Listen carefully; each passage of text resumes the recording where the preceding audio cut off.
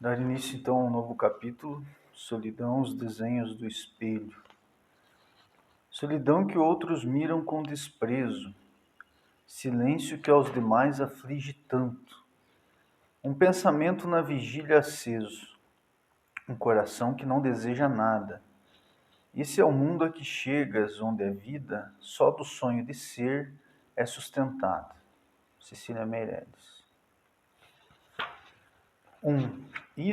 Essa questão da prótese, essa extensão imaginária, manontropo, do homem por meio de objetos, extensão que gerou o capitalismo, esse excelente sistema enfraquecedor, e dizer, essa extensão por meio de objetos não será uma continuação do que o bebê faz com a mãe? A mãe, prolongamento imaginário do bebê, lentamente é substituída por coisas, ao invés de intensificar a separação e afirmar-se por si, a criança apenas troca de prótese, elas por elas.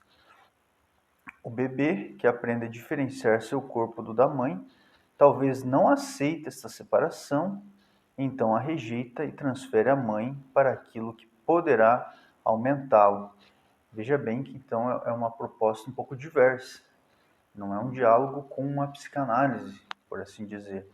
É uma reflexão a respeito da condição protética, da dificuldade de separação que existe, né, entre o bebê e sua mãe, em que ele a transfere para as coisas que possui ou deseja possuir, para as coisas, enfim, que lhe servem de aumento, do modo mais sucinto, né?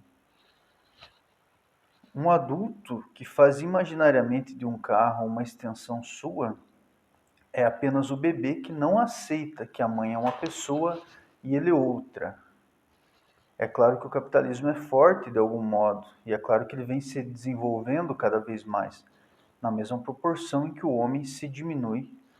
O capitalismo se organiza em cima a partir das fraquezas humanas, da dificuldade de separação. E veja, você não precisa situar o capitalismo como algo que surge neste ou naquele período necessariamente. O que devemos fazer é observar as alterações no modo de enxergar a prótese.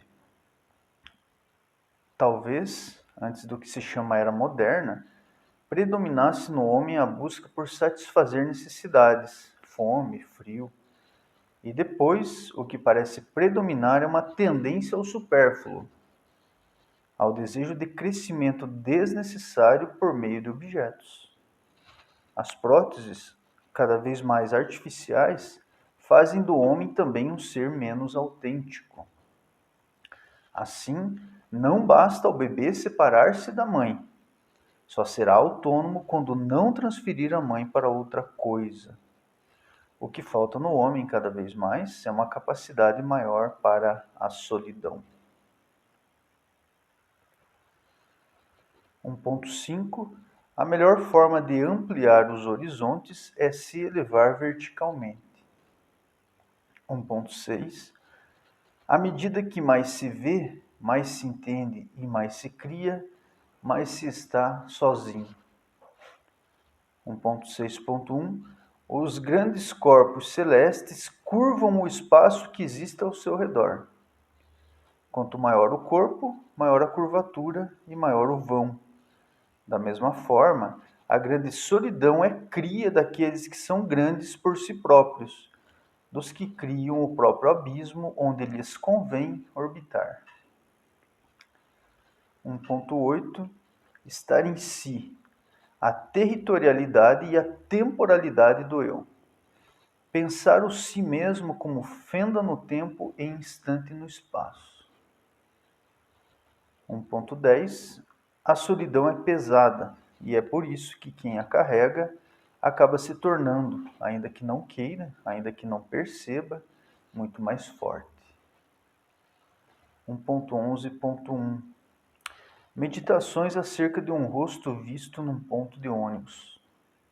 É um rosto de mulher, num corpo de mulher, numa vida provavelmente de mulher. Um rosto com, quem sabe, 60 anos, num corpo talvez mais jovem, num coração, por certo, com mais de 1000. Creio que a mente por trás, ou que forma tal face, é uma mente habituada às notícias da AM, não às alegrias e promoções da FM. Esse texto foi escrito há um tempo considerável já, em que existia ainda a rádio AM. Eu, pelo menos, prefiro o som da AM ao som da FM. Acho que é um som mais acolhedor, né? Não deve ter perfil em rede social da internet. Não deve existir em nenhum meio jornalístico, em nenhuma imprensa. Os olhos acusam certo estrabismo, a boca aberta. Parece haver dor. A cabeça balança, balança qual pêndulo, não chegará a qualquer lugar. Enquanto eu me lembrar de tal rosto, terei um rosto também. Enquanto houver tal rosto em minha memória, serei por certo um homem ou algo, meu Deus, que o valha. Foi uma cena, eu estava dentro do ônibus, o ônibus parou e eu olhei para uma mulher, uma senhora que estava sentada, não sei se esperando outro ônibus ou apenas descansando, né, enfim. E essa cena me marcou e eu tentei descrever, de certa forma, essa solidão que eu observei no ponto de ônibus, nesse aforismo aqui. 1.19. Quem se prepara para a solidão já está em solidão. 1.22.1. A solidão, mais do que uma forma de estar no mundo, talvez seja uma forma de vê-lo, apreciá-lo.